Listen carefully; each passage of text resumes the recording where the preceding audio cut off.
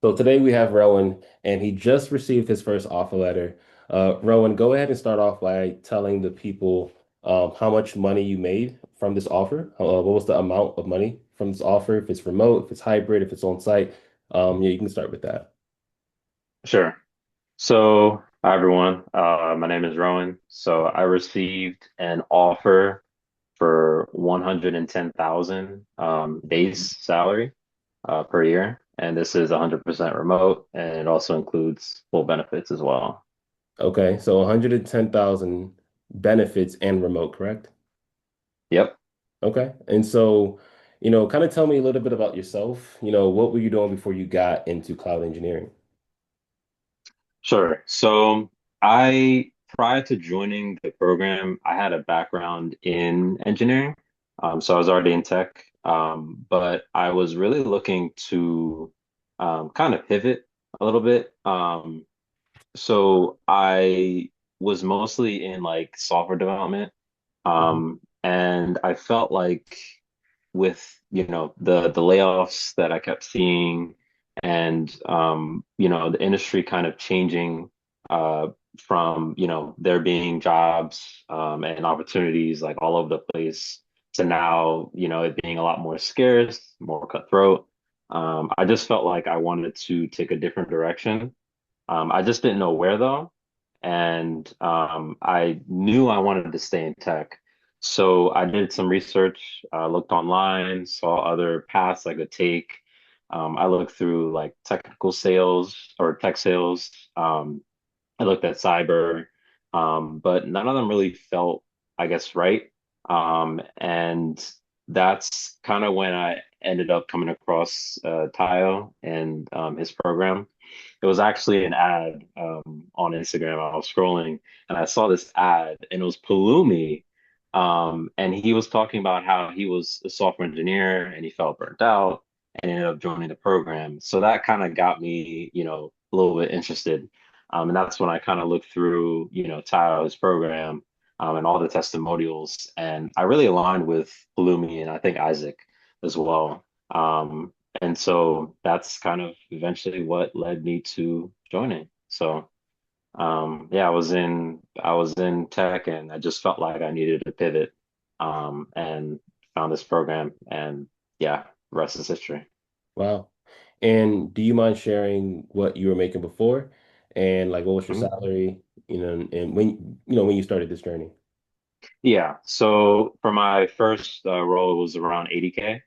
But this was a hybrid role, so I was going in office about twice a week. So yeah, it was a hybrid role, 80K. It was a decent salary, but I felt like I could make more. And I think this is where things started for me, is when I realized, that I should be making or like I deserve to make more. And I didn't feel necessarily like at the time that I was like underpaid because of my skill set and my experience. But I felt like I could, I felt like I deserved more, right? Mm, And that's kind of what's like kicked off the mindset of, achieving high six figures. So okay. Okay. And so like where did you feel stuck? Like what was the ceiling that you kept on hitting and how long have you been there? So let's just say this, like let's start with one question at a time, but where did you feel stuck? mhm. Like what was the ceiling that you kept on hitting? So in terms of like salary or like mindset or Salary, mindset, just like the biggest thing that kind of made you feel stuck.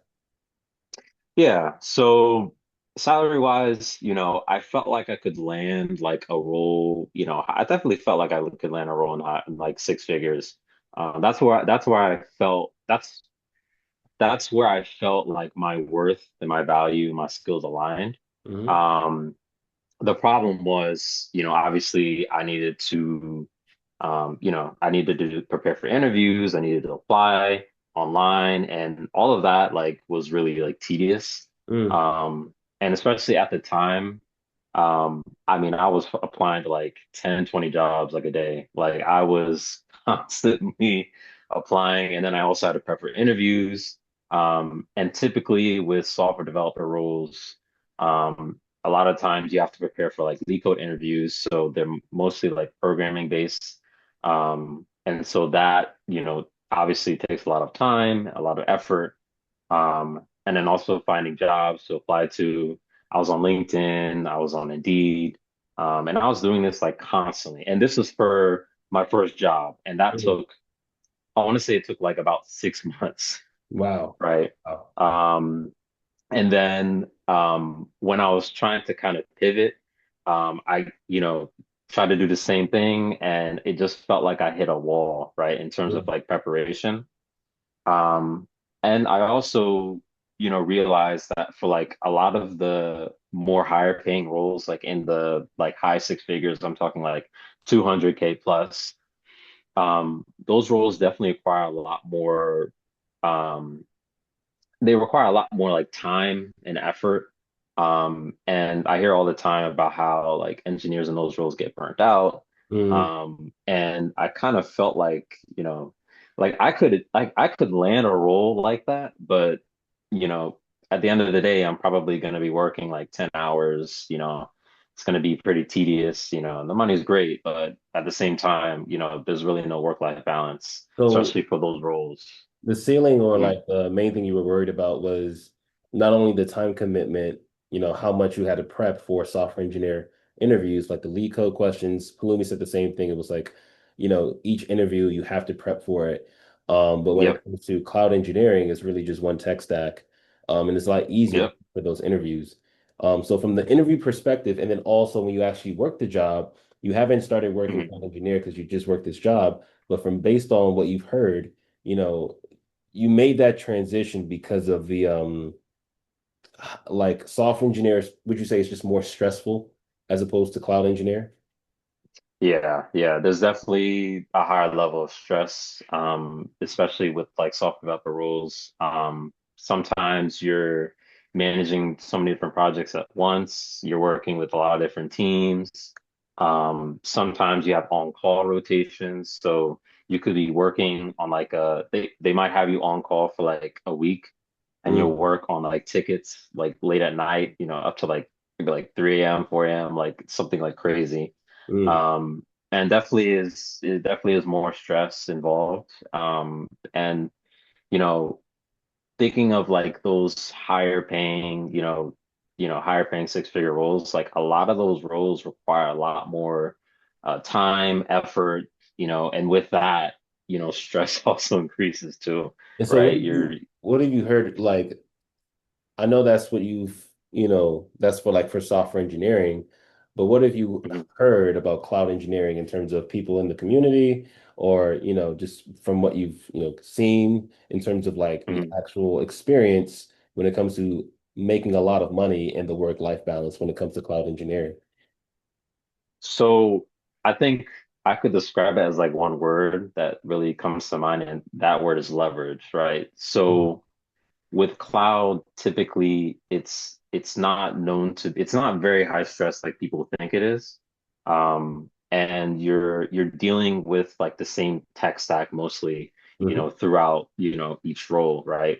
And so when it comes to like leverage, right? Like you're able to most of the time with cloud rules, you don't have to work the full like 8 hours. Like Mhm. people think, you're working from, 9 to like 6 or something like that.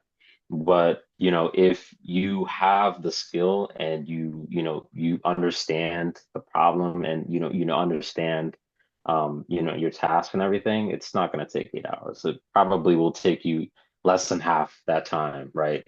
And so because of that, you can leverage now, to take on like things like more contracts, more jobs potentially. And I had no idea this was possible, to be Mhm. honest with you. Like the only time I ever heard of somebody like potentially like stacking like a role on top of each other was like years back.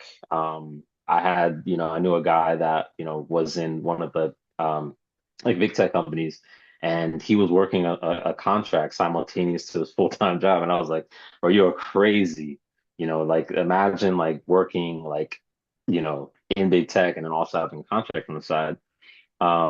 But fast forward to now, and knowing what I know, not just from the program, but also from other people in the community, like that's it's actually a lot more common than I had originally thought. Like I was like, man, how is that even possible? Like you were explaining it too, right? In your experience, like, you some days you weren't working more than like maybe like 2 hours And on one position. I was like, that is just so unbelievable.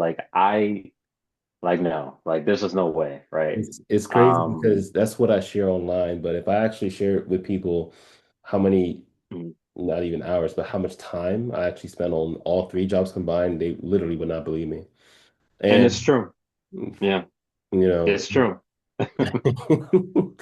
you I know, mean, it's crazy to think about, but when you kind of look at like cloud in general, I mean, you're working across a very similar tech stack, and once you have that tech stack down and you have those skills in your arsenal, I mean, at that point, like you already know how to solve, the problems that come up, and your day to day is not, 8 hours working on the same thing. Like you can really condense that. And so that's kind of where I, figured out like, man, like I could probably end up, stacking on top of, mhm. one job. And I was like, man, yeah, it didn't feel possible with software engineering, if I'm being honest. Like, Yeah. And so I why think do you feel some like that people can though? do it. Why do you feel like the Mm. software engineering is like harder to job stack as opposed to cloud engineering? So I think the one thing that comes to mind, or the first thing comes to mind for me, is I wasn't specialized, right? So I wasn't working on one particular stack. Um, Mm, I could be working on, front end or back end, or maybe doing some database work. So a lot of times it required me to pull different strings and kind of stretch myself almost, right? mm, mm, And it didn't feel like I was focused on one thing. This is actually another big reason why I wanted to, pivot, is because I didn't feel specialized enough mm, in something. And instead I was more like a generalist. But yeah, you feel like you're stretched out a little bit. mm. Um, and I mean, it's just so hard to kind of manage that in like a reasonable time frame. I mean, software engineers, like, they would understand what I'm talking about. Like you're dealing with multiple projects, you're working into multiple stacks. I mean, unless you're specialized, it's difficult, right? So And I just could not see myself, adding on more work to what I already had. So so it's like juggling three different things at the same time with one job, and three is the max you can do. And now yeah, somebody's asking you to getting another job. It's like adding another three, t juggling six total, and it would just fall, correct? it would just crumble. Yeah, exactly. And so I know Yep. you first heard about me through an ad on Instagram.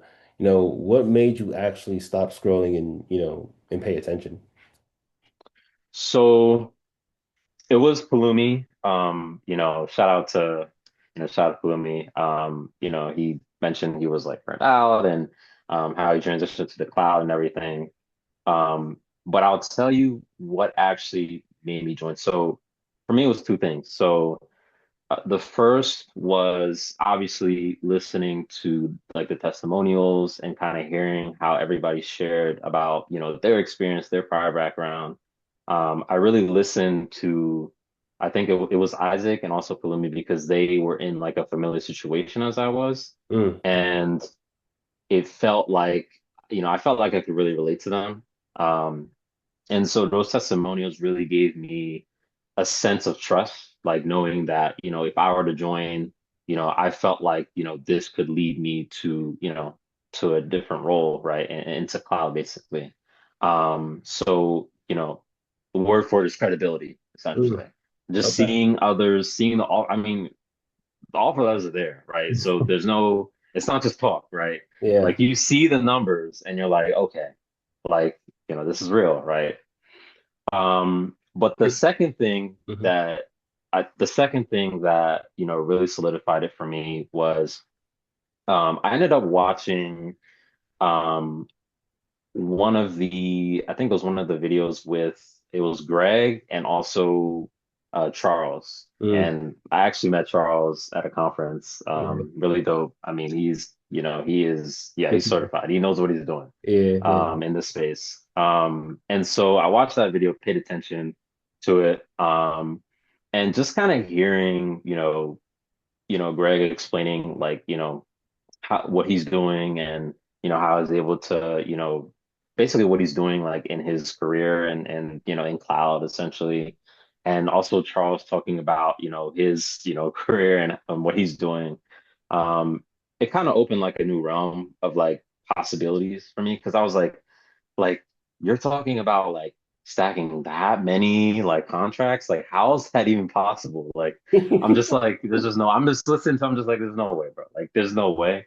But it kind of made me feel like I'm just not thinking, like I'm not thinking outside of what I already knew. Like I'm not really imagining enough like what's possible, right? It's like And it's like growing up in the mhm, hood and somebody telling you like, hey, there's a whole world.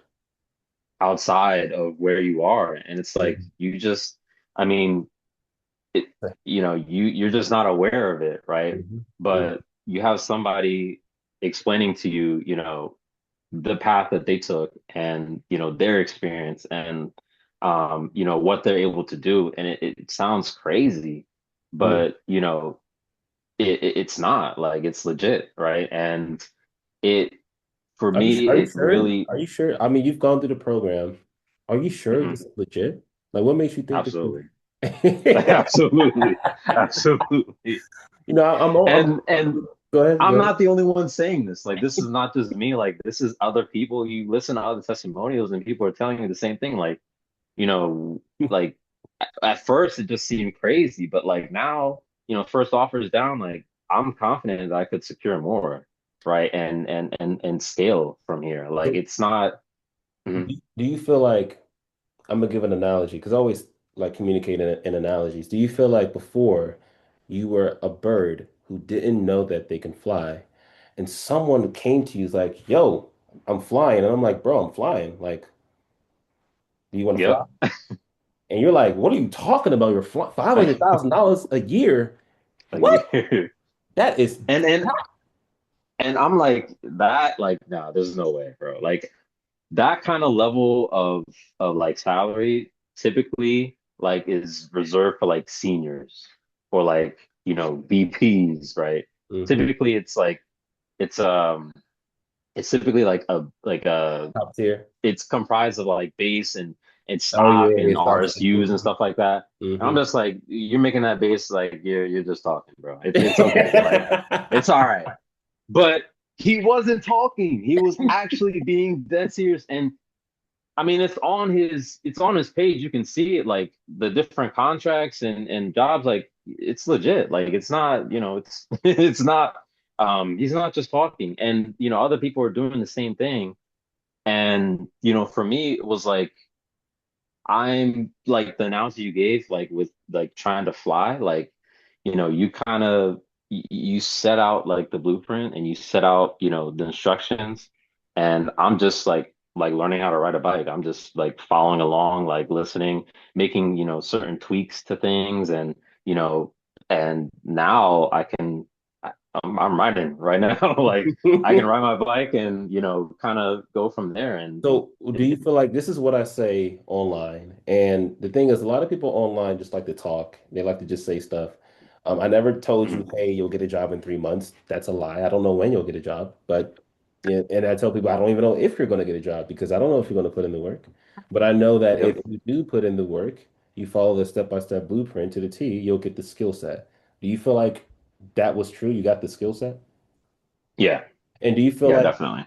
the skill set that I say online, there's three main things. The first one is AWS Cloud Engineering, which is the tech stack, Docker, Kubernetes, Terraform, Ansible, SQL, Mhm. Jenkins, computer networking, right? The tech stack for cloud engineering, CloudWatch, Prometheus, all the monitoring aspect. That is skill set number one. the actual hands-on experience in building projects to solutions that companies need in today's market. Do you feel like you learned that skill? That's just one. Yeah. The Yep. second skill is how to brand yourself, right? How to actually get recruiters to reach out to you. Do you feel like you've gained that skill set? Yep. And this one helped it. This one, man. Can I tell you, like, I stopped applying for jobs. And some like to some people, like it sounds crazy, but I remember like I was trying to get like my first role again, like 6 months. Like I'm just applying every single 10 to 20 roles every single day. I mean, to some So, like that how, is if you mhm. were to if you were to talk to your past self that was applying to 20 jobs every day for months, and you told them, "Hey, like I'm not even applying to jobs," what would your past self say to you? Would it like you're lying? Like, what are you talking about? That's not true. I would have been like I need the sauce. Like what like how? Like teach me. Like I'm over here suffering, bro. Like it got to a point like I almost applied to like the same job twice because I'm putting in volume I and they remember. do tell you, you gotta put in like you gotta put in applications, right? And it's volume, right? Mhm. And I learned that it's actually way better to brand yourself and to make yourself stand out as somebody who, is, I guess somebody of like authority almost. So somebody who knows what they're talking about, who can, showcase, their experience. And what that does is it attracts recruiters, it attracts hiring managers, and they just end up coming to you. I'm So glad. you don't have to even apply. Like you could literally just brand yourself and allow, people to come to you essentially. So, do you feel like, and I like to use this analogy all the time, even on the Sunday coaching calls, but do you feel like instead of you trying to talk to 1,000 girls, you figured out, let me go ahead and work on myself and become valuable. Let me hit the gym. Let me become, have security in terms of physical, in terms of financial, right? Because that's what Yep, women desire innately. And you showcase yourself in the market, right? You put yourself in a position where you're showcasing your value. And now you have women coming to you. You now have, exactly. do you feel like that was what you learned in the branding aspect? Yep. Is Okay. just, being able to attract, recruiters, hiring managers. And that really starts with branding yourself. And Mhm. before that, though, you have to have the skill, right? You have to have the skill set and everything. But Mhm. then following that, that's when you now take what you learned and take, that experience and really just brand yourself. And, what starts to happen is, people now reach out to you. Like, every single interview that I've done following the completion of like the program, like I want to say like m- every interview minus maybe like two have come from purely like inbound. So like LinkedIn or Indeed, like I probably only like two jobs I applied to that actually was reached back out to. And my offer was also that was something that came from a recruiter outreach. Okay. Um, so it's real. Like like It's that right there is game. Like people need to pay attention to that. Like brand yourself on LinkedIn, brand yourself on a platform hmm and be able to attract right recruiters and hiring managers, be able to really put yourself out there and allow people to come to you because you no longer have to you no longer have to apply to like 10, 20 jobs a day or 1,000 jobs a month or something like that. Like now you just have people coming to you, the opportunities come to you, Mm. um kind of like a river almost. Like every week I'm getting reached out What by so people. so what I say online, there's three skills you'll learn. Cloud engineering, you learn the tech stack, you Yep. build projects to build solutions that companies need right now. You learn how to brand yourself so you have recruiters looking at your skills, you having them see the solution that they need in their business. And then the third skill is how to communicate, how to sell yourself on interviews. And that's what I say online. are you sure that is what you learned in this program? Yep, And I always say, exactly what I mean. I can't, I will never say in 3 months you'll get a job, 4 months you'll get it. I have no idea.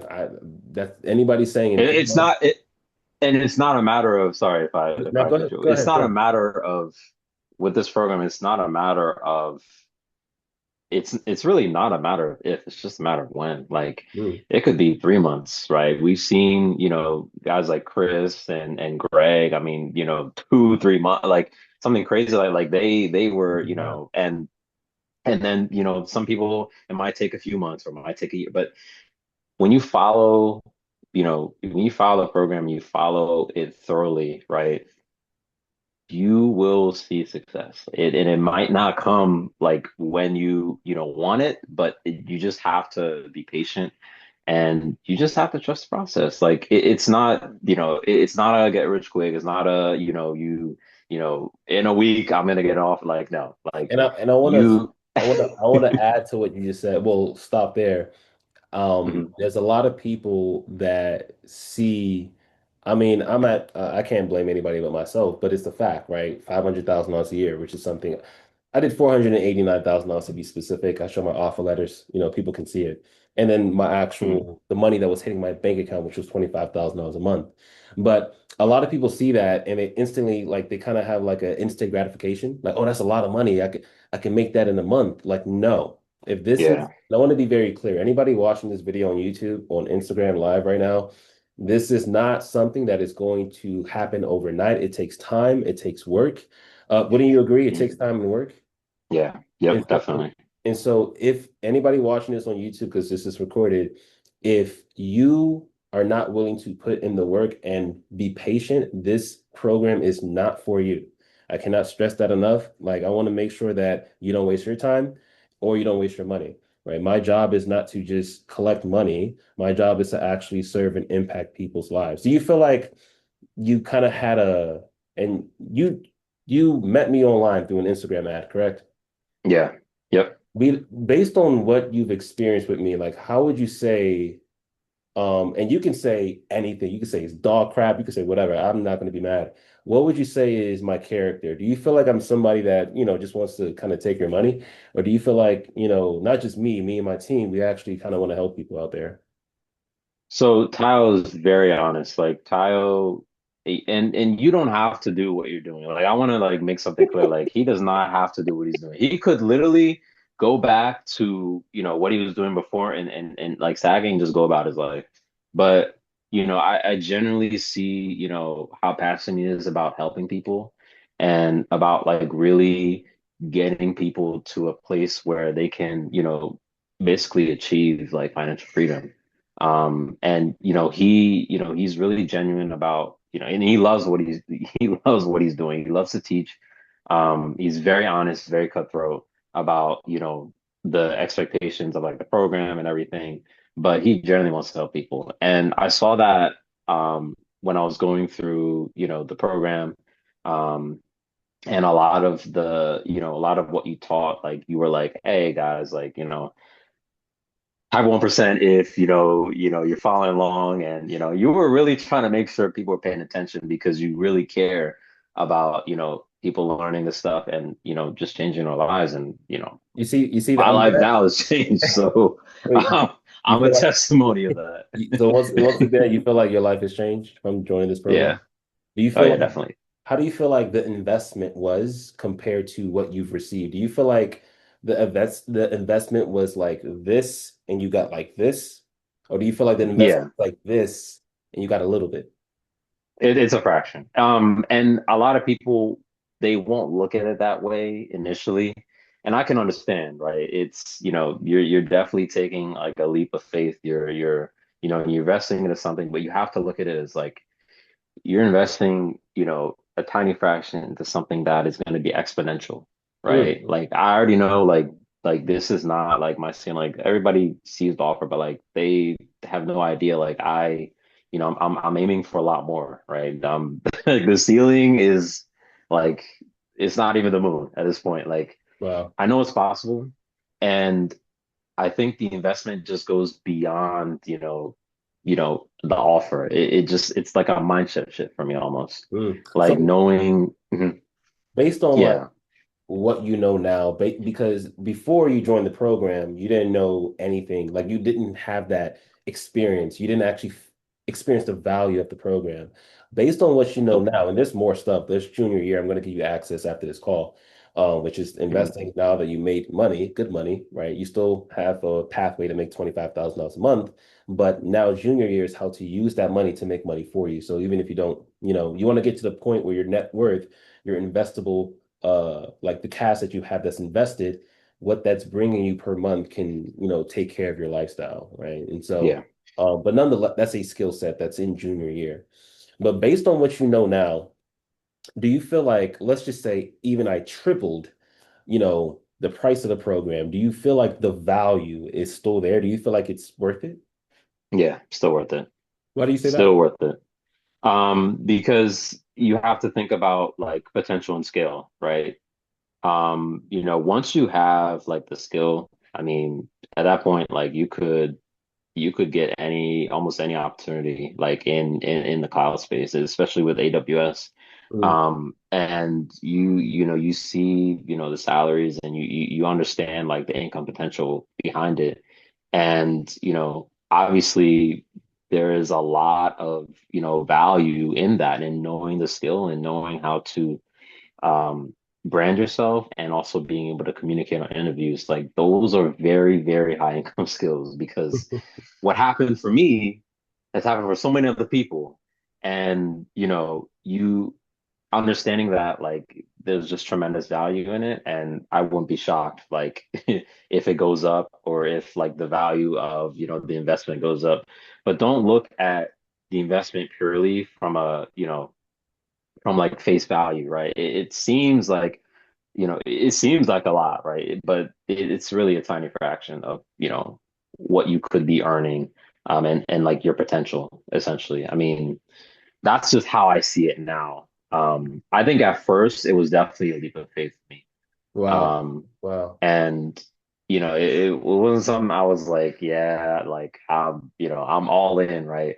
Mm. But I just, I realized where I was at. I realized, that I, deserve more. And I just really, yeah, took that step. What would you And, what would you tell to somebody that's like, yo, this is a lot, you know, I'm scared. I don't know if this is going to work for me. And I'm scared because this is a lot of money and I just don't know if it's going to work. I'm scared. What would you tell them, knowing what you know now? What would you tell them? What would you tell your past self? Like literally you talking to your past self and you were feeling that. I'm scared. This is a lot of money. I'm fearful. I don't know if this is going to work out. trust the investment because it's truly an investment into yourself more than anything else, right?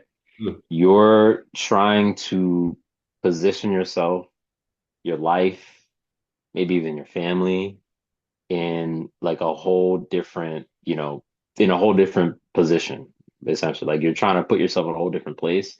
And so sometimes that takes you having to step out in faith and just trusting that it'll lead to something greater, right?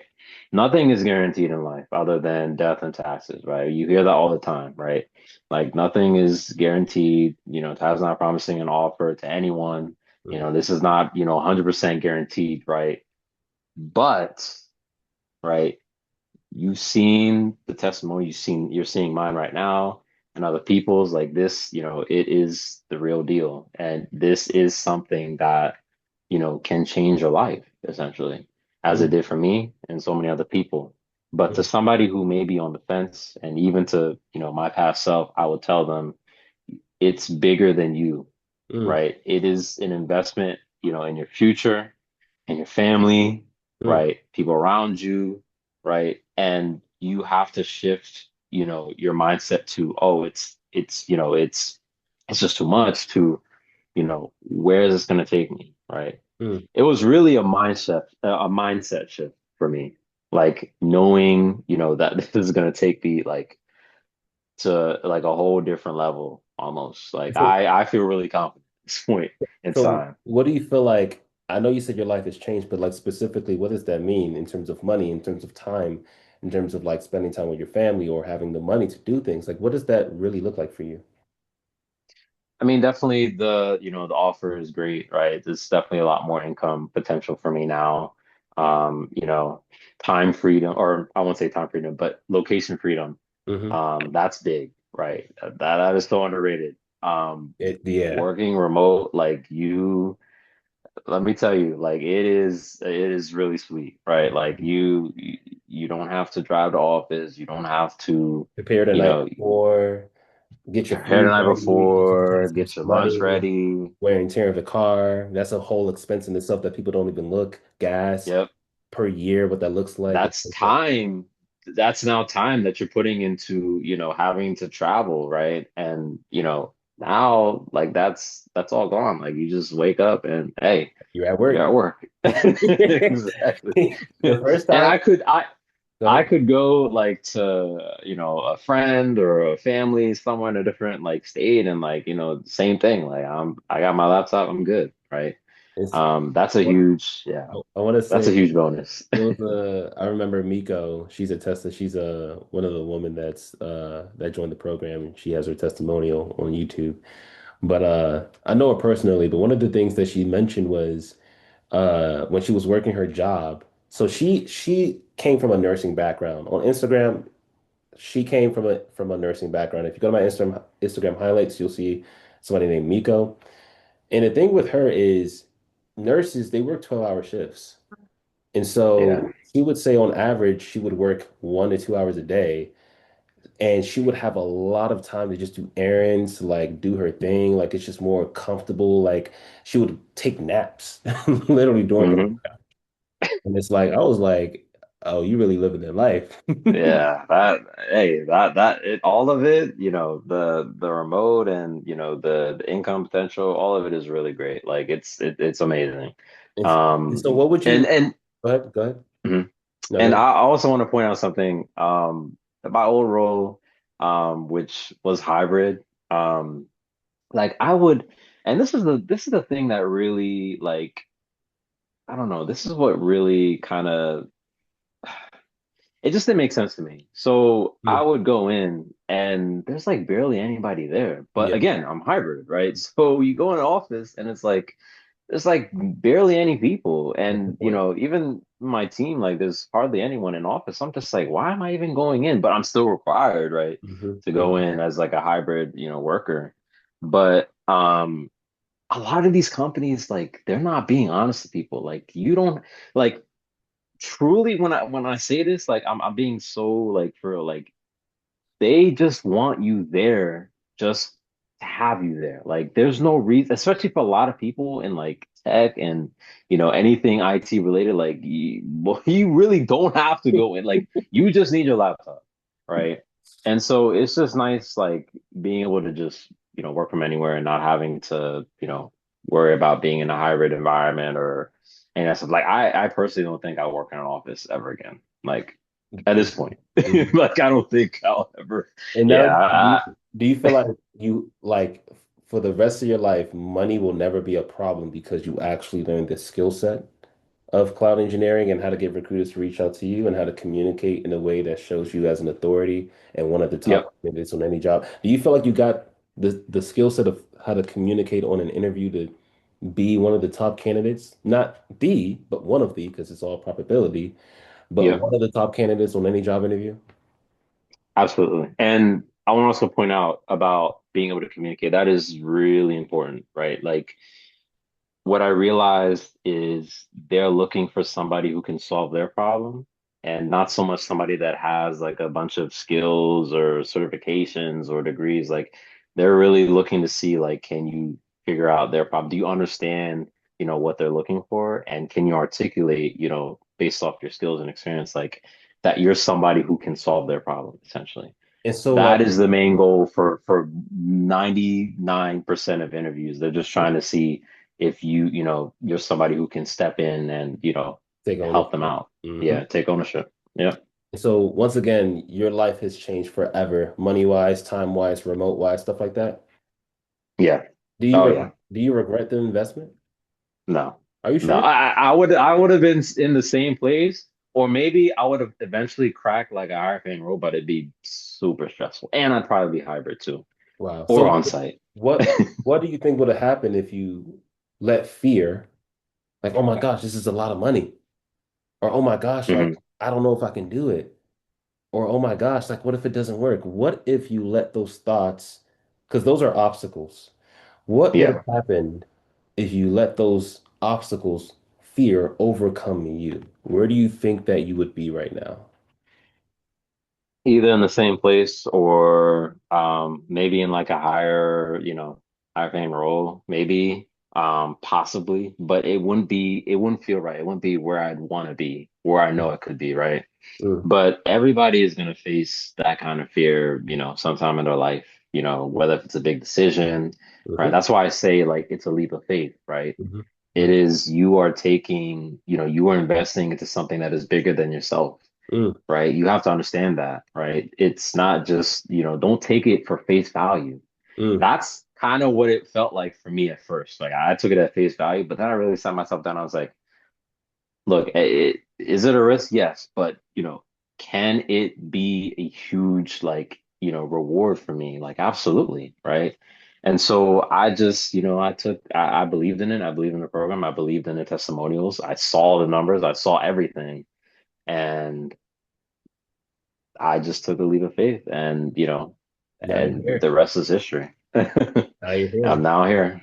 It's So, so you feel like, yeah, anybody who's interested in this program at some point they have to battle those fears, those thoughts. Because and I'm bringing this up because even for me, like I've had to overcome this before it overcame me, and then I went back to being stuck, and I was like, oh crap, like I need to get out of here, and I was in so much yeah, pain that the pain superseded the fear, and I took action because I was sick and tired of being sick and tired. And so yep, the reason I'm saying this is because I see a lot of people that, we talk to when we qualify people.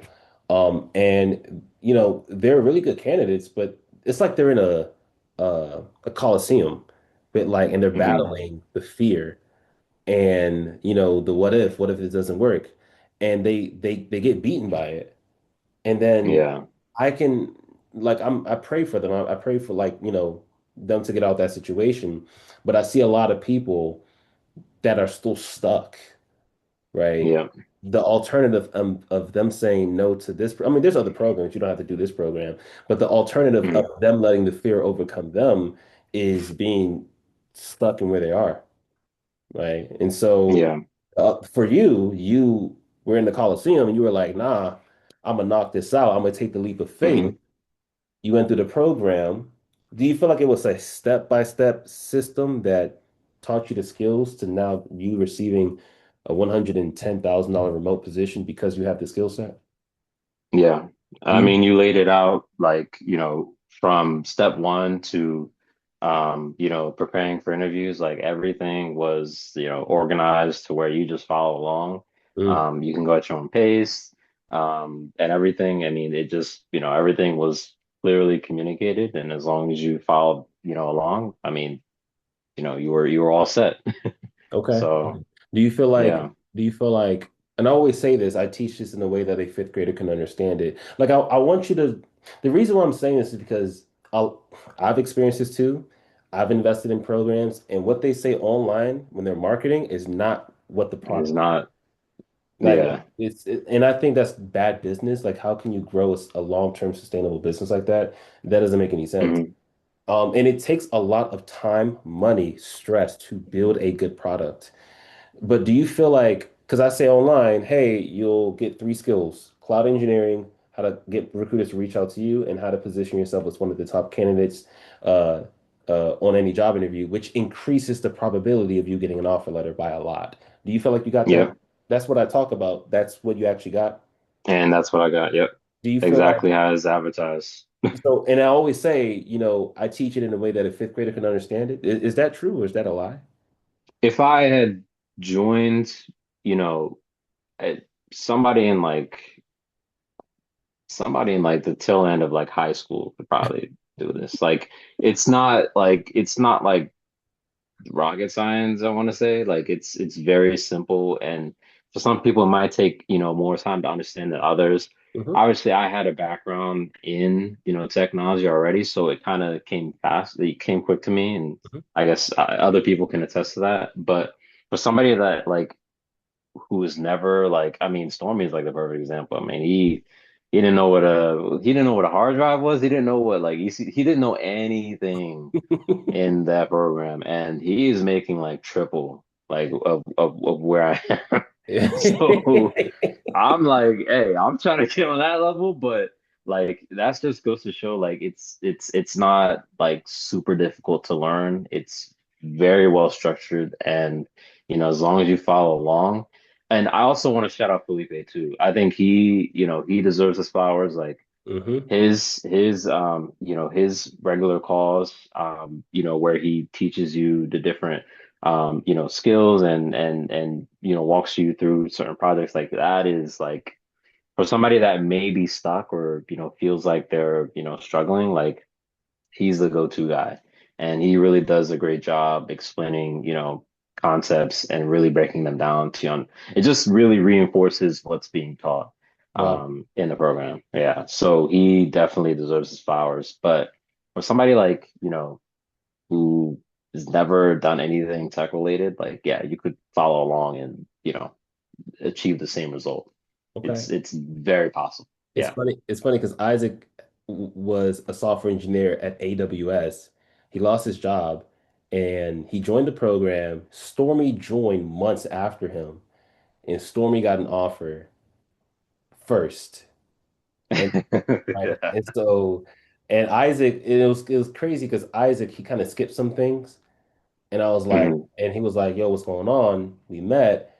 I was like, "Hey, where are you in the step-by-step blueprint?" He was like, "Oh, I'm here." And I was like, You haven't done, yeah. You didn't follow it." Don't skip those steps. And there's a reason for that, right? Because everything builds on each other. You start at the basics, right? Networking. You start at basic like AWS concepts, things like that, and it builds on top Mhm, of each other essentially, right? So mhm, you really don't want to like jump around. mhm, And that structure really, it helped a ton for mhm, me getting through the program, and also being able to understand how things work together. I think that's another like key thing, right? Like you can learn Python, you could learn Docker, you could learn Kubernetes, but like how do they work together? How do they mhm, flow? Like, mhm, and that's something that you're gonna have to know for interviews and also like in the job itself, right? mhm. So you do a great job connecting everything together. And I mean, it's really that simple. Just follow the blueprint and you know, What would you what you'll would you'll you achieve the same what, results. what would you rate this pro? And trust me, you're not going to hurt my feelings, and I want you to be as honest as possible for the people that's watching this Mhm. YouTube and that's watching this on Instagram Live. What would you rate this program out of a 10? Or 100%. Out of 100%, what would you rate it? It's more accurate. Out of 100%, man, Hmm. I'd say we're in the 90s. All right, we're in the 90s. We're in the A minus range. Only thing is, like, one, I wish I had just found it sooner. I mean, Wow. I understand when you started it, like you were still trying to figure out how to get this thing running and off the ground. But um, the only thing I would say is the interviews that you had recorded. Hmm. I think those need to be mandatory. Yeah, I oh, think somebody else mentioned that. yeah, Tatevi. Was it? It was Satevi. Yeah, Yeah, those got to be Tatevi. Yeah, mandatory. yeah, You yeah. have to actually watch. You have to actually. It's like film basically, Mm, right? Anybody that's an athlete, anybody that does basketball, football, like you got to watch tape. You got to understand like how the game works. You got to understand like it's almost like you're watching your opponent. I wouldn't say like your interviews are your opponent, but you're understanding like the questions that are being asked and you're understanding like what they're looking for. And it's almost like you have now the answers to the test. You're just going based off that, right? And so those interviews really gave me a sense of what to expect for the interviews, and it kind of gave me insight into, what I need to really prepare for, right? So I think those, I mean, those are the only two things. If I found it sooner, right? And also like the interviews, like being mandatory. I think that's got to be for everybody that goes through it. Like you need to, I mean, at least three, right? It doesn't have to be like every single interview, but like the pick three of the best ones. Yeah. Um, I and just let my team know, like, we have yeah. this requirement moving forward because you're the second person who said that. Yeah, I mean, it's literally film, right? Yeah. And then is it okay if I like share like one like gem from the program also? Like, Nah, gatekeep. No, I'm kidding. Nah, go ahead. record your interviews. Yep. I did not know. I mean, I didn't really think to do that, right? Like I was like, I'm just gonna do the interview and like, whatever. But again, it's film. You're studying, yourself, you're studying other people. And when you understand, when you watch yourself, it's like, man, like I could improve this. Like I Mhm. could, instead of explaining this project like this, I could explain it like this, or, I could have worded that a lot better, or, maybe I'm just talking too fast, or maybe I need to slow down. Like, you notice that when you rewatch your own interviews, right? And I Mhm. didn't know that. Like I didn't think to even record my own interviews. Like what? Like but it makes sense once you start to do it and you actually go back and see, man, like I could definitely improve, Mhm. here or here, right? Mhm. So, I mean that, I think, yeah, that's what I would say. Like to anybody out there, like, that maybe you're interviewing, one like good, tip is just to record your interviews, then go back to them and see, where you could improve. Even especially for interviews that maybe you didn't get the offer, right? Go back to them. And maybe even interviews where you did get the offer, right? Yep. Still go back to them and see what you Don't did worry. well, right? And That so is yeah. I know you mentioned you wish you would have known about this earlier. Why do you say that? Because I would have probably got the offer a lot earlier. I mean, I probably would have started my career in this space in cloud. Like I probably wouldn't have. I mean, I don't regret going to school. Like I'll be honest, like I don't regret like getting my degree and everything. Hmm. But it wasn't my degree that got me to, where I am now. It wasn't, I didn't have like tons of cert.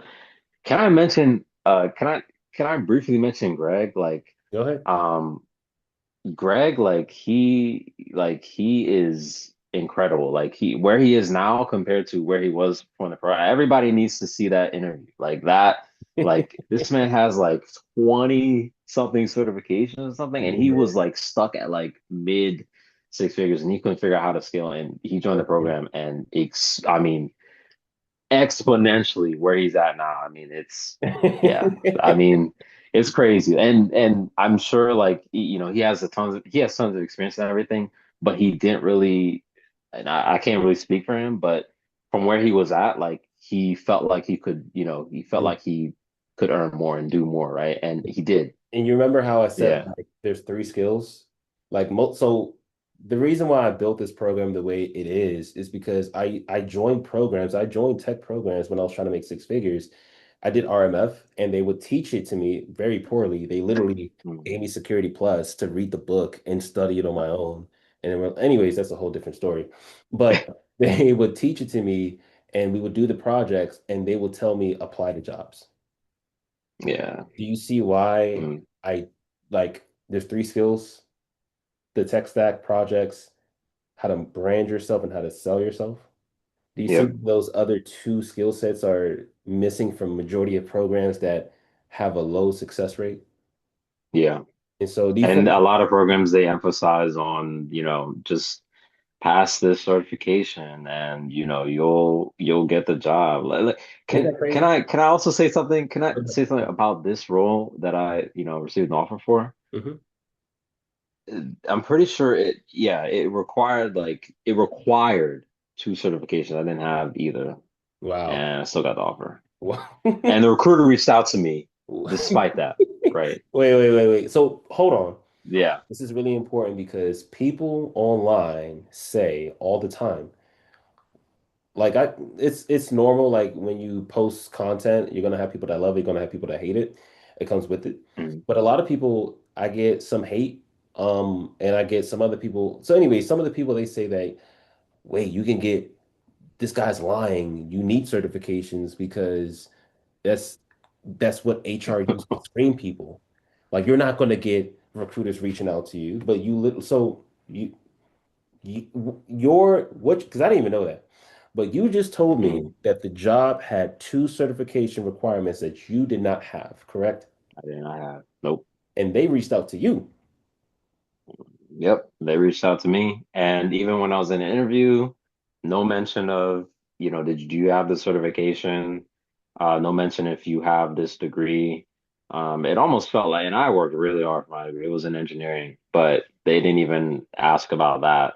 Wow. They just cared about, my experience, my skills, and if I could solve their problem or not. And that was really it. I mean, I think a lot of people they get it wrong, and it's it's because of how I guess most programs teach you, or like how the industry encourages you to pursue as many certifications as possible. And I want to And I want to stop there real quick. Do you knowing what you know now, when you go online and and I'm not going to call any names out specifically, but let's say you see mm, somebody online, hey, if you want to get into tech, you got to get your Security Plus. You got to get your whatever certification, your AZ 900, right? Knowing what you know now, that you just got to roll that it was required to have two certifications. You did not yeah, have. that was in the job description, but it's literally said required. And kind of mentioned to somebody like out there, like, you might be applying to jobs or whatever. A lot of times the requirements, sometimes they're just wish lists. Sometimes they just, they're just putting that there because maybe that's what the hiring manager wants, but like they're really just, throwing So something on I'm there gonna most I'm of the gonna time. I'm gonna coach right now, and anybody on Yeah. IG, you guys will be blessed too as well. But I paid five figures for a recruiter. He had a program and to teach, like I wanted to invest in myself so I can become more valuable, and I put that information into the program.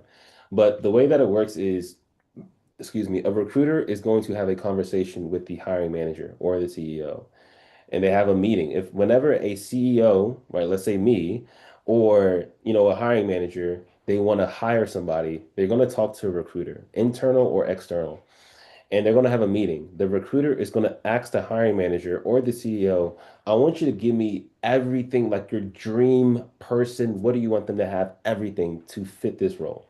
And it's a wish list. And so they're going to say, and the recruiter is going to say, ask it in an order, like what's the most priority. So the stuff on the top of it. So nonetheless, they're gonna say, I want this. My first offer, I knew like 2 to 5% on what was on the job description, and they reached out to me. I remember, yeah. It's And true. I got the offer for $135,000. I don't know if you saw, and it was remote. Yeah. I don't know if you saw the interview. Um, I'm not gonna say the company name, but uh for compliance reasons. But Mm. at the end of the interview, he said this one of the CEOs of the company, because it was three CEOs. Um, he said, even if you don't get this job, I'm Yeah, going to I remember look this one. for another role within my company because we're looking for someone like you here. Did you watch that Yeah. interview? Yep, I saw that one. Yeah. It And shows I mean that that should be one of the required ones, by the way. But because yeah, it I shows the soft mean, skills. yep, it shows the soft skills, but also like you know, the certs and the degrees, they are not the most important things on, applications, or for the most they could be for, majority of companies is just like hiring filters, right? Or maybe there's like a more senior position that requires like an advanced degree or something. But other than that, like, do not focus on cert stacking. Like it just does not like it. it can be helpful to reinforce ideas and concepts, Yep. but to getting the actual job or to getting interviews, no. You need Because anybody could just get an AWS search, slap it on their LinkedIn, and you can cheat on shoot, them. where are the recruiters, Hmm. right? Hmm. Anybody can do that. Anybody can pass the test, but not a lot of people can first get the skill, then brand themselves, right, and position themselves, and then be able to articulate well in interviews. Not everybody can do that, Hmm. right? And so that's what you really teach, and it's the truth. Wow. And I didn't know this, right? Wow. And I think the hardest part for me to really accept was the fact that my degree wasn't going to get me into, certain positions or through certain doors. Like, Hmm. and I'm speaking as somebody from, I studied at one of the, top universities for engineering in the Oh, wow. country. So I know what I'm talking about when I say this. Like, it is purely a filter for majority companies. And but possibly, it's great for networking too. Yeah. But beyond that, it does not guarantee you a job. It doesn't promise you that you'll get an interview. And that's kind of the gap that I had, right, prior to joining. And now like I can, I can really brand myself if I want to and, have opportunities come to me. So So once again, um like money and like that, you're working less. You'll see what I mean once you work the job. But compared to software engineering, money, scaling your money too as well, and location freedom will never be a problem for you, correct? yeah, no. I'll be Um, able to work anywhere. so let's just say you lost your job. Let's say, there's no more funding. The company goes under. Do you feel like you can get another one? Yeah, I give myself like right now, I'd give myself like a month tops. A month. Wow. And and that is like that's kind of being, I don't know, I want to say that's being generous.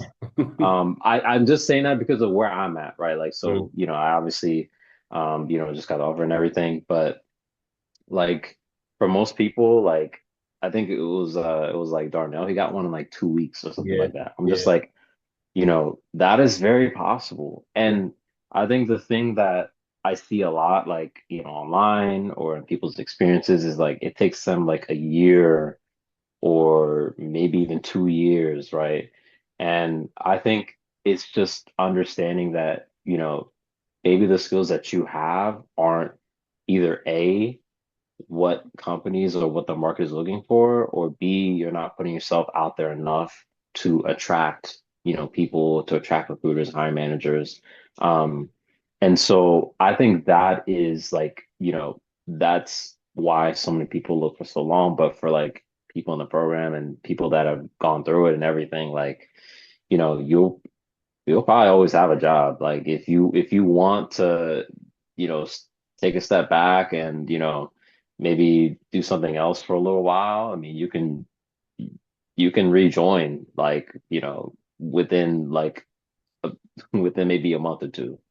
And so Um, I always say it online. sounds crazy, but I promise like I'm not making this stuff up. Like I've not only seen it, but I understand like how valuable this is to like companies. Like Hmm. the one I joined, like they're telling me that we're going to expand. Like they was Wow. literally telling me like we are going to need more people and we are starting we just started our migration process to the cloud. So I'm Mm-hmm. not job security, like, yeah, I'm good. Like, and that's most people, right? It is unbelievable how in demand this AWS is. Mm. And also you have to think about like, and I know I'm just like talking, but like I'm No, like no, do you think? Do you just think? being completely honest, like you see with the AI boom right now, right? You know, what most people are seeing is like, layoffs, right? And, people being out of a job for so long. And you see that a ton, but you don't see like there's people that are still landing opportunities, still having recruiters in their inbox. And, this is not like a seasonal thing. This is all throughout the year. And it's because of the skill of AWS cloud engineer that is so in demand because AI runs on cloud. AI runs on infrastructure. So if you're in that I view it as like an umbrella, right? Like AI is the umbrella, and then underneath that you have infrastructure, you have things like networking and Linux, stuff like that. But under that umbrella is cloud.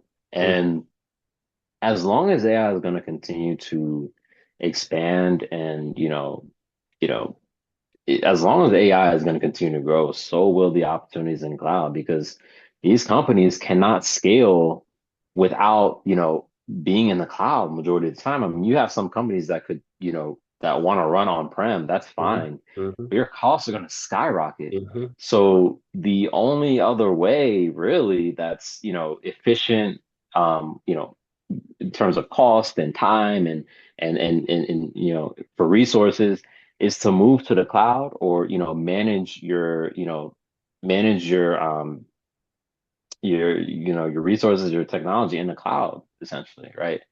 And so if you're somebody that knows how to that has a skill, like you are very valuable to these companies. You are incredibly valuable. And so because of that, like you'll always find opportunities. I mean, Okay. even the people that are in the program and are going through it right now, like I would just tell them like, you have nothing to worry about. Like just follow, what's being taught, follow the blueprint and you will find your opportunity. Like this is not like gatekeeping, right? Like it's not, oh, you got that job, but like, man, like I want like, come on, there's not enough for me. There's enough for everybody. Mm-hmm. Mm-hmm. Like it's almost like I saw a post from one guy on LinkedIn and he was talking about how, I mean, there are just so many companies right now that are trying to move to the cloud. And because of that, they're gonna need people There's not enough. to There's a manage. lot of Yeah. unfilled cloud jobs actually. They need. So they need people, and it's just going to continue to grow with AI. It's AI keeps going up, cloud will follow, That right? demand, supply and demand. So that demand will always be there. Yeah. And so, you know, based on everything that you've learned in the program, and I say, hey, I've made five this. There's a video on YouTube that says $500,000 a year step by step roadmap. Do you feel like that roadmap is true, and do you honestly feel like you can make $500,000 a year from the skills that you have?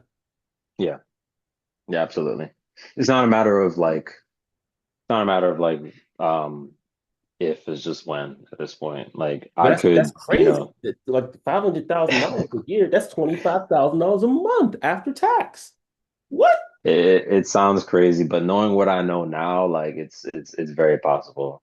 And He's so, not it's not, it's not very far-fetched. Like if you really have, and this could be for any skill too. This is not just for cloud, but if you have a skill set and you have one that's very high leverage, you hmm can now use that to obtain more opportunities. So hmm instead of working like one full time, like you could be in the, contracting space, right?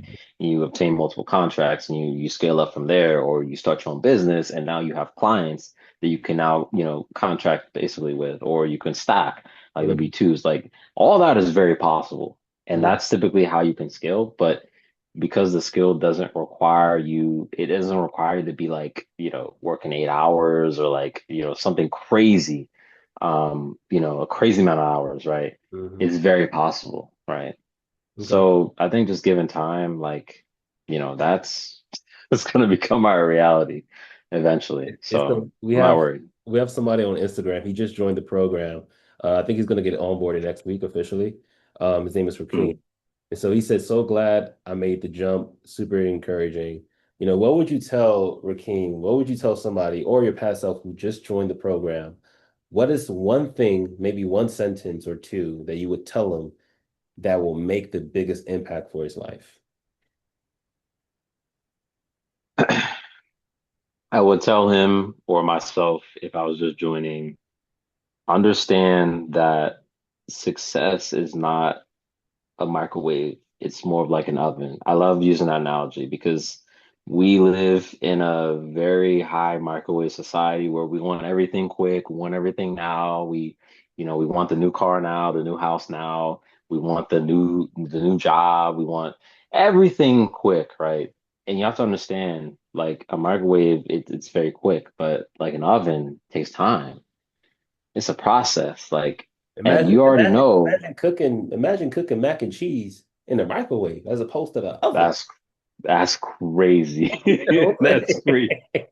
You gotta cook that thing. If you want the best mac and cheese in the world, if you want 1% results, my friend, you gotta cook that thing in the oven, right? You're comparing McDonald's to Nobu. Like, it's there's no comparison I in mean, terms of some people do quality, like McDonald's right? though. I ain't gonna lie. Hey, we like McDonald's for something quick, but like if you want something that is gonna, something of value, something of like, yeah, just something of value basically, then it's gonna take time. So don't rush it, right? Don't jump ahead, follow along. It's okay to ask questions. It's okay to be stuck and, to have some challenges. That's good. That's where you actually grow and Do learn, do you feel like you right? had a good supporting system? Like when you were stuck, did you have people get you unstuck? Was there a process? Like you knew what Yeah. to do, it was clear? Yeah, definitely. Felipe was one resource that I, used, and then Mhm. also the community. Like we have like a Q&A, I think Q&A channel. So like you can ask questions there, and people will respond and give you feedback. But you definitely have a good support system. We have, yeah. And Go ahead. yeah, you have a good support system. So if you're stuck on something, chances are somebody's either been stuck on the same thing or somebody, knows how to like navigate the problem and they'll help you out. Somebody So. somebody said, and I want you to answer this from your experience. Somebody said, how long does it take someone from zero to land a job in the cloud domain? I will never promise a timeline, and Yeah. I'm sure you wouldn't ever promise a timeline. Mhm. But I think with this program, like and I think you mentioned this before, like you got to treat it like it is like number one, right? Like your priority. Like you got to dedicate time every single day, to at least do something, to achieve your goal. But I think somebody starting from zero, um, I mean, 3 months. I think is really all you need. Wait, whoa, whoa, Like, whoa, whoa, whoa. A college degree is 4 years though. And even after yeah, you graduate, some people don't even get a job. And now yeah, you're telling me from this program, in 3 months, somebody can go through the step-by-step system that a fifth grader can go through and get a job in 3 months? yeah. I Why, think three why, months is why, very why, reasonable. If why? you have nothing going on, maybe two. But I'd say for majority of people, you probably are working or you have other things like 3 months. I think typically, and it didn't take. It took me longer for other reasons. But when I actually started to seriously like look for a job position myself and everything, it took me 2 months. And that Wow. was after I finished everything. It took me 2 months to find something. Mm. So now when I say like, oh, if I'm looking for a new opportunity, it's Probably probably take. going to take me a month. Okay. Yeah, that's Okay. why I said that. So, but yeah, somebody starting out, like, you're serious, like you're setting aside time every day, at least, or at least 6 days a week to, prioritize this. Like, yeah, I think 3 months. And I think probably you could get done with just like the learning and everything within two, and then that month could just be for looking for opportunities. And obviously it's not very common. Like people like Chris and Greg, like those guys, it's not common. So obviously we're not gonna say like, oh, everybody could do it in three Mhm. months. Some Mhm. programs are like, yeah, 3 months and you're good. Like Nah. it's not the same for everybody. Hmm. So that's why I say like it's not a matter of it's just a matter of if, not when, Mm. essentially. Don't focus on like the timeline, right? Set aside like a goal, right? Like when do you want to have, your first offer locked down Do you think and people should you work focus on the offer letter? Like how long is it going to take them to get the offer letter? Or do you think they should focus more so on spending that time and energy on the skill that we teach the here? skill, definitely the skill. That matters more because that is something that you can basically learn once and you're good. That's your foundation, Mm. right? So you do not want to jump around or, you don't want to ignore, you know, um, you don't want to ignore the basics. You don't want to hop around. You have to have that foundation because that foundation is, if it's shaky, Hmm. how do you expect to, land something? It could potentially lead you to taking longer or, you may not get to the point where you can secure like an offer essentially. So your foundation has to be, set. It has to be solid. So focus on the skill. I tell like Rakeem or myself when I was starting out, like, you got to go through the basics, really know them, maybe be able to teach them to somebody. That's something that you pointed out, right? It's good to try and teach to somebody. That reinforces you to learn, what you're being taught. Hmm. And, once you have that down, everything kind of builds off of that. Now you learn how to, create your resume, how to brand yourself. And now the interviews, come around and you've already done the work, foundational work, right, to get the skill set.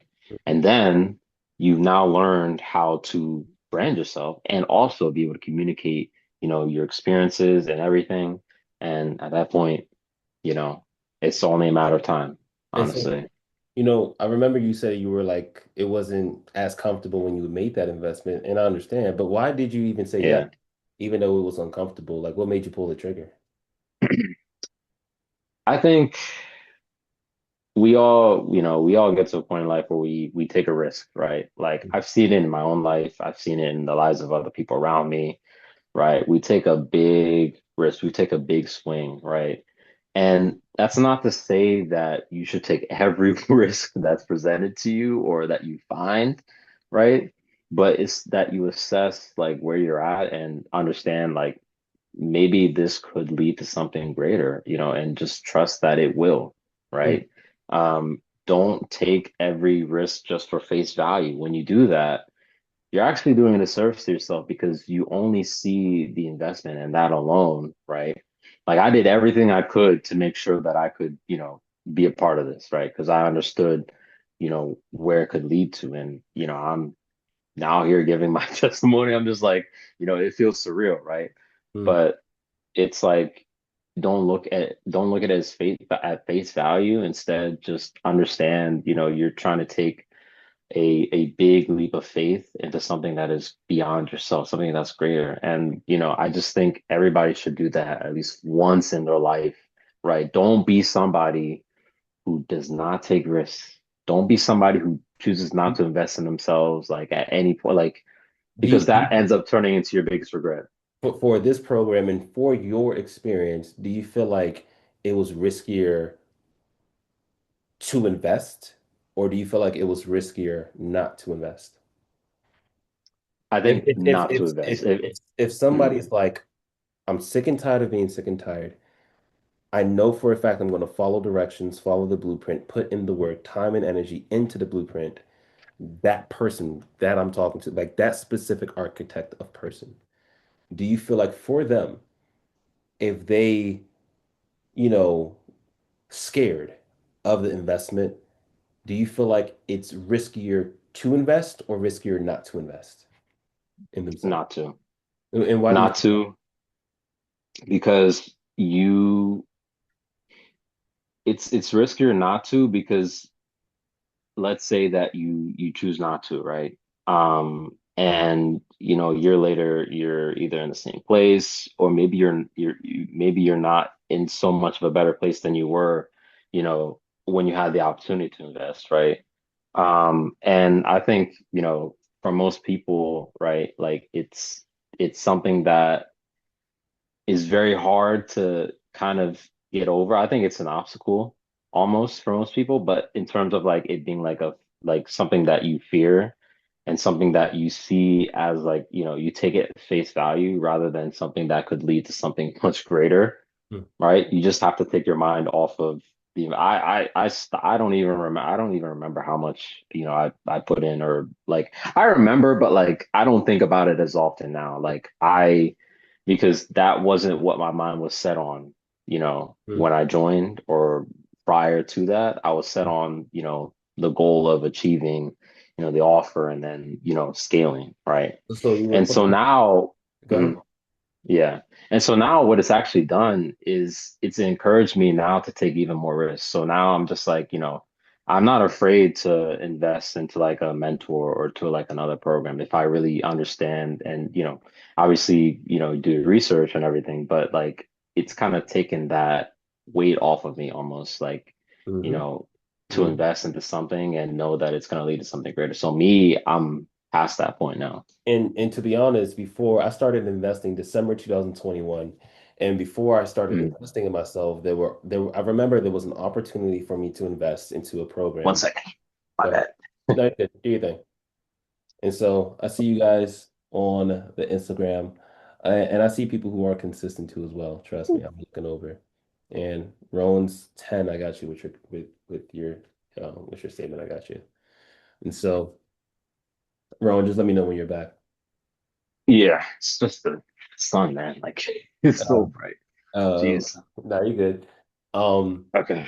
but the main thing I wanted to say was when I had a poor mindset, and when I saw an investment, I was like, "Yeah, I'm not paying for that. You want me to pay what? You're tripping."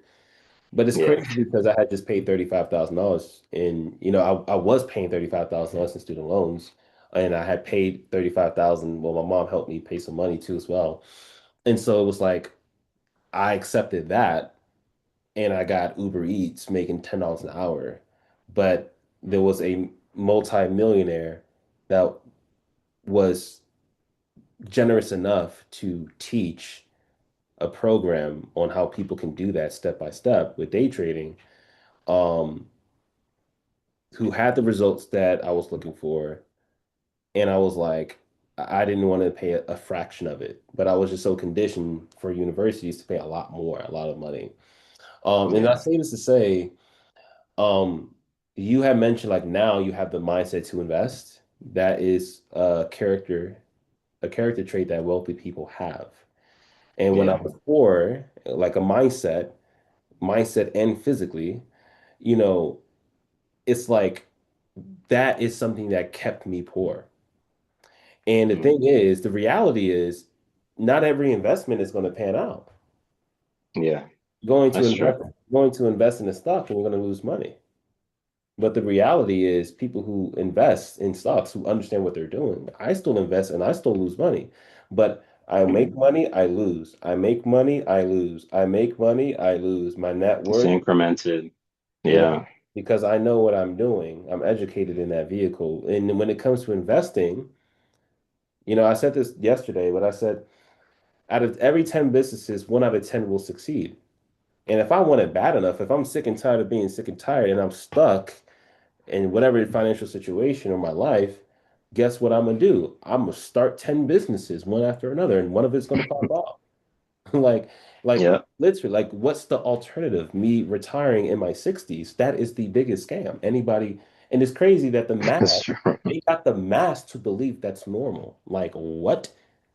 You want to Yeah. like Because like how do you I mean like how do you really enjoy life if you're working until an age where you start to you know you start to lose the ability to walk for some people like you start like your health now is like compared to where you were in your 20s like your best it years are just does gone. not make sense like your best years are when you are a lot younger you can do more you can you can just do so much more when you're younger right and so like they tell you you got to do that and it's only 401k and I'm not telling somebody like don't invest, like definitely invest into something like, retirement, like all of that. That's really important, right? Mhm. Don't, do not like not Like, invest, right? But you understand, when you have like a skill or when you have, either a business or something that can exponentially increase, you know, what you earn, right? That is going to also decrease the amount of time that you're going to have to work, essentially, right? mm, That you're going to have to spend time, you know, working, whether it's in corporate or part of your business, right? And mm, so figuring that out now, right, will, I mean, it'll pay off like 10 years, 20 years for some people, right? And, it really started with like an investment and it when you look back it's like man compared to like where I am now like that is like a fraction mm. of what I put in right Is so I think for a lot of people it is very hard to let go right? It Yeah. is very hard to invest when you're not, you feel like you're not in a position It's to. like I'm being honest. Like a lot of I was people have also that, that they have that fear, their hands are closed, they get money in the bank account and they hold it so tight. and they hold it. But it's like, Yeah, how can you allow God to bless you with abundance, right? yeah, Your cup shall overfloweth, right? yeah. How can you allow God to bless you if your hands are closed? Like investing, literally, you cannot save your way to wealth. Like It's not possible. wealth Yeah, is really a mindset, but like you literally have to and let go of money for more money to come back. Do you feel like yeah. that's what You happened gotta. with this program? Yeah, I had to let go of something that I wanted to hold on to because I thought that, it was gonna, I mean, I probably could have just put that into like a stock or something and whatnot and sure, but like now when you know, you, when you've when you basically made, however times like that, like it's not in the grand scheme of things, it's not really much, Let's right? Like say it, 24 months. Go ahead. Go ahead. yeah, go ahead. I Sorry, was I going to say, let's say lost my train of 24 months. This program or investing in stocks, which one has the highest ROI if you put in the work and obviously you get the skill? If somebody has this skill, I'm not saying you get an thought. offer. I will never say you'll get an offer in 3 months. I have no idea. But if somebody invested into this program to get the skill set in 24 months, which one has the highest ROI? Stocks or this program? This program. And And why? it'll always be a skill too, by the way. Like it's not just this program, but like any, high income skill, any skill that gives you a high ROI, like Mm, that is always going to be the best investment that you'll make mm. because it may not be 3 months, it may not be 6 months, it may not be a year, but you will get to a point where you know, you've made twice, triple, So wait, quadruple, however many, so times that, if times somebody your investment. if somebody has stocks, money in stocks, maybe a 401k or whatever, 401k is very important, right? Like having money that you can rely on to make you more money and you can pull a little bit out to fund your lifestyle, right? That's what you should be doing. Once you get to a Yeah, certain net worth status, like you don't have to work anymore, you pull 4% out. And then, anyways, that's a whole different story. But, what you're saying when you're starting out, investing into a high income skill, like into your brain, is a higher ROI than stocks or because that's my belief. Like that's what I literally took yeah, out money out my 401k. I took out money everywhere to invest into my brain because now yeah, I can print like I'm a day trader. I can print money, right? And yeah, so obviously I still lose money, but I make money, I lose money. I make money, I lose money. I make like I can print money. I don't really need anybody's money. Yeah, and yeah, that's a whole different conversation. That's why I love day trading. I don't need a company to pay me money. I don't need, a student to pay me money. Like I make more and work less day trading, right? yeah, And so, but I took out money out of everywhere to invest in that skill. So now the ROI is infinite when it comes to day trading. It's very hard to learn. I don't recommend anybody to do it. It's very difficult. yeah. It's a small percentage of people that can make money. That's besides the point. We're about to close up here in a few. But what I want to ask is, would you say your experience in the 1% university and be honest? I tell everybody this, be honest. You're not going to hurt my feelings I want you to be honest because this is going to help somebody that's listening to this on Instagram Live or on YouTube. But would you say Mm. your experience in the 1% University was not as good as what you expected, as good as what you expected, a little bit better than what you expected, or just way beyond what you imagined? It was a little better than I expected, if I'm being honest. Just because where I was, like I knew like I was making like decent like money. Like I wasn't like, I wasn't like making anything like, I was making decent money, right? Hmm. I just didn't know how much more I could potentially make. Like I didn't know like, I could, you know, make even more. And I think again for me, it wasn't the offer that was like the biggest. I wouldn't say that was like my favorite. It's great, don't get me wrong, like it's amazing, right? But that wasn't, I guess, like the most important thing that I took away for me was more of like a mindset thing. Mm, Like now I understand like there are people that can, make this amount and make this much and, scale to this point, right? And, some people they might start a business on the side and scale here. mm-hmm. I just, for me it taught me what was possible, Wow. right? If I had thought outside of myself, right? Mm, And yeah, that would not have been possible if I didn't invest it in the program and everything. And so that's why I always say like the best investment is not going to be in a stock. It's not going to be in a certification. It's not going to be in, I mean, shoot, it's not going to be in a mentor. It's not going to be in a program. It's going to be in yourself, mm, right? mm, It's always going to be in yourself, right? Because once you do that, right, once you invest in yourself, you're not able to achieve something that, is beyond yourself that you mm, didn't think was possible, right? mm. And so for me, that was investing into the program. And now like I'm confident that, I could obtain you know, I could obtain that 1% income, but also, you know, I'm confident that if I find another program or something that, could teach me how to even, Go further. grow farther, right? I'm not like fearful of, investing Mm. or, putting, my money into something that could lead to something even greater, right? It's Um, literally like you're giving money out to get more back. yeah, You're like when you you say gotta let go. You gotta let go. when, Don't stop holding on to every dollar, right? Even I am learning now to like, give, money away to things that are even beyond myself, right? Mhm, People have heard of tithing, right? mhm, People have heard of like offering, right? People have heard of, maybe buying somebody, groceries or buying somebody, something that is of value that could be of great value to them, right? Letting go, right? Because it may not come back as like money, mm, but it'll come back in, it'll pay itself mm, in the future, right? mm, You just don't see it because, but once you learn to like give away and once you learn to let go, that'll just come back to you.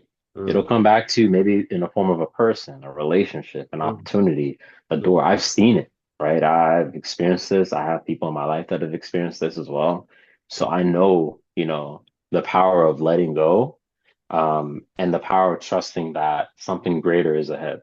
Wow. So You that feel, that you feel is like like, feel like that belief system of what you just said, letting go, trusting, investing in yourself. You're not investing in the yeah, program because you put money out, but more money's coming back to you. So you're really investing into yourself.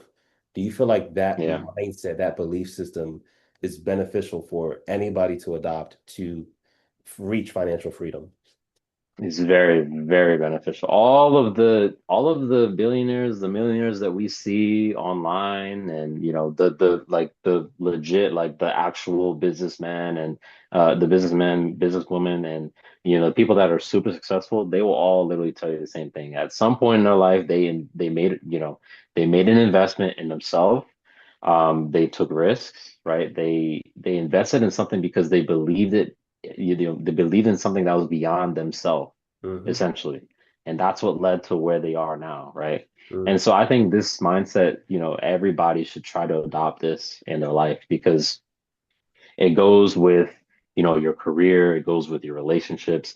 It could be, I mean, it could be that girl that you're scared to talk to, but not even realizing that, hey, she wants to give you the opportunity, or that job that you're scared to apply to, or, that opportunity that you're willing to take, or that business that you're scared to start, Hmm. whatever it is, right?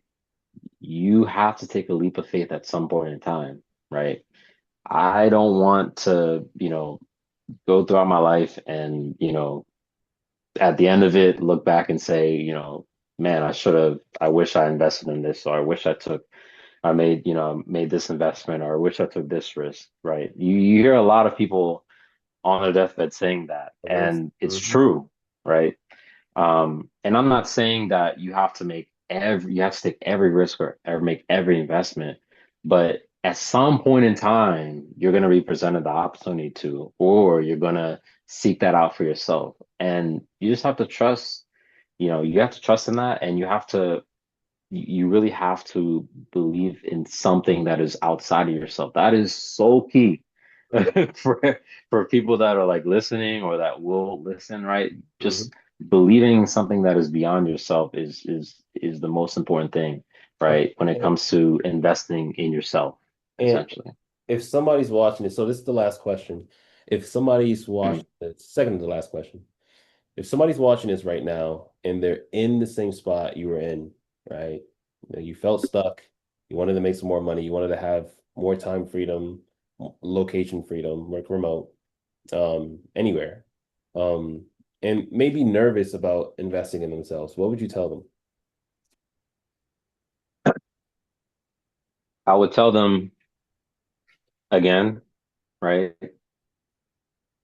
You're not investing into, a program. You're not investing into get into an offer or to get an opportunity or, you're investing into something that is beyond yourself, something that is greater, right, than, where you are now. And do not take your investment as from face value, right? Don't look at it like, man, like this is too much, or this is like, I can't. No, don't look at it that way. It's something that is beyond yourself. It's something that's greater, right? And Mm, so take the leap of faith, right? Believe in the opportunity, believe in yourself, right? And, once you make that investment, it's time to work, right? It's time to now put it into action. mm, Faith without works is dead. You mm, can believe all you want in something, right? That is in scripture, right? You can believe in something all you want, but it's your actions that's what's going to get you there. And the first step is going to be, the investment, right? But actually, I'd say the first step is belief. mm. First step is belief, investment, and then putting in the work, right, to get the opportunity. And from there, what happens during that time is you have a complete mindset shift. Like for me, that was one of the like biggest things about being part of the program. Like it was a huge mindset shift. I did not know this was possible. I really didn't know. And nobody is just gonna be, nobody's telling me this stuff. Like, you don't really find this like everywhere, right? You have to kind of like Stop. you have to like research and you might know people, right? But again, it was really a huge mindset shift for me, and I think that's what I'm going to take, beyond this and scale up from And there. you feel like 90, um like, because I always say it's 95% mindset and 5% skill set, because you can have the skill set and not have the mindset. And yeah, you know what I mean? it's true. You feel like that's true? Like 95% of everything is Yeah, because I had to change my thinking wow. prior To get the results to. that you wanted, correct? Yeah, I had to change my thinking completely. And honestly, I do not view the industry, like the tech industry, the same. I don't view the IT industry the same. I don't view, what's being presented to us like on, social media or LinkedIn platforms, because I believe we've been kind of taught wrong, Yep. and that's meant to keep people stuck and meant to keep people in a certain place to where they can't achieve much more and what they truly deserve, right? You Mm, always mention, I tell people like power really wants people to he wants people to achieve more because he believes everybody deserves more. mm, Like that is not something that you find in a lot of people and a lot of coaches or a lot of mentors. Like a lot of people, they just want to profit off people, and it's sad, right? mhm. But you don't have to do like he does not have to do any of this. Like you really could just go back to, contracts or being in your contracts The, and, living the, life and the crazy and part and is whatnot. the crazy part is I don't like I retired my 9 to 5 last year. I don't need to work because I won't Yep. obviously get into the details. I think I told you or my Sunday coaching call. I don't know if he was there one time, but somebody had asked for my net worth. I was like, that's funny. Yeah, I But remember I was that. like, I stopped talking about my money when I had some because I used to post my offers. I used to post certain things, and I had somebody Yeah. who I did not know ask me to pay her tuition, and I was like. Yeah.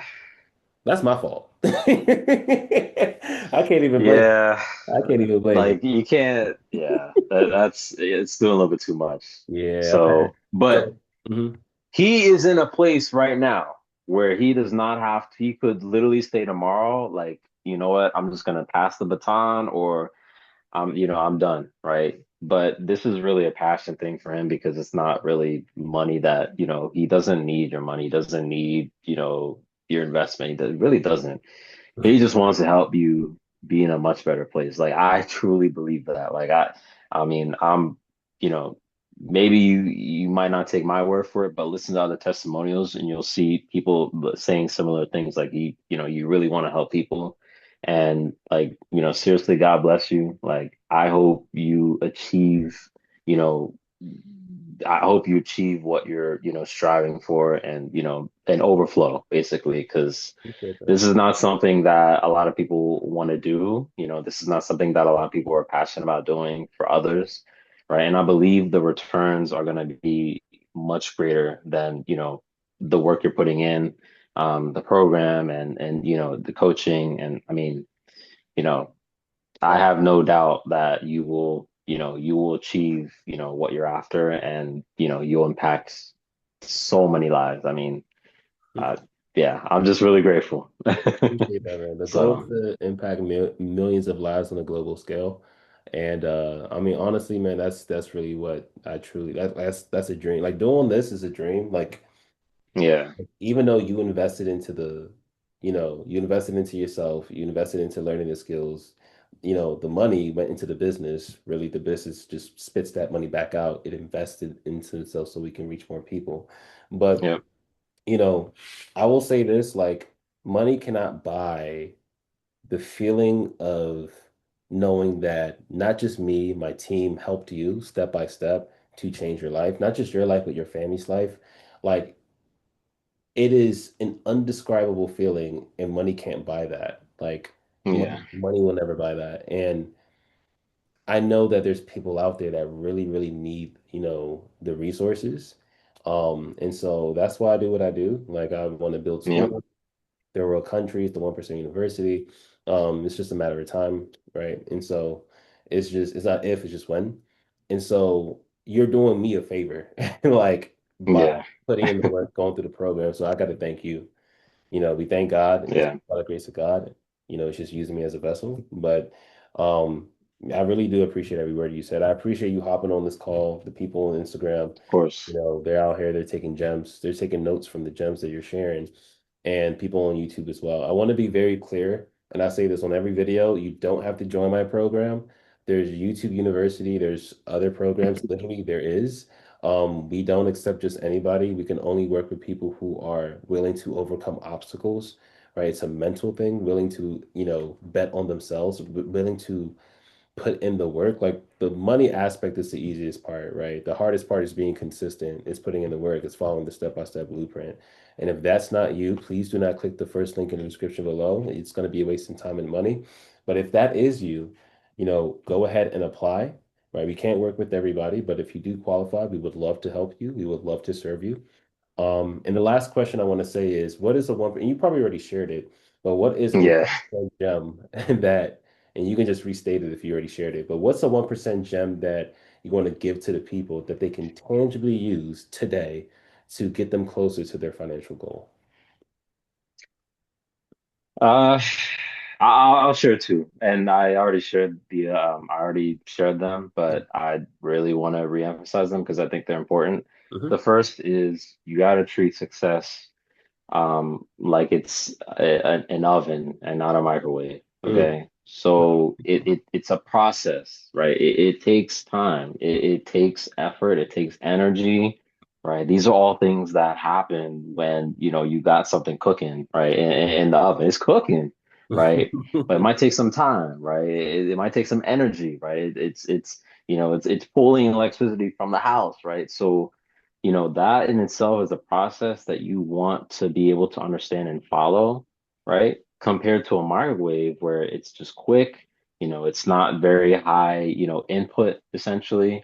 And what tends to happen is if you put in microwave effort, you get microwave results. But if you put in oven effort and you treat it like a process Yeah. rather than something that is just quick and it's super easy, the results will speak for themselves. You'll get oven results. You will get something of value, Mm. right? That is really important, right? And I had to even learn that and not just rush through everything, but really take my time, understand, what was being taught and just follow along, right? Mm, And, the rest is pretty much history, right? mm, So treat success more like an oven that takes time, effort, energy as a process rather than something that is quick and easy like a microwave, mm, right?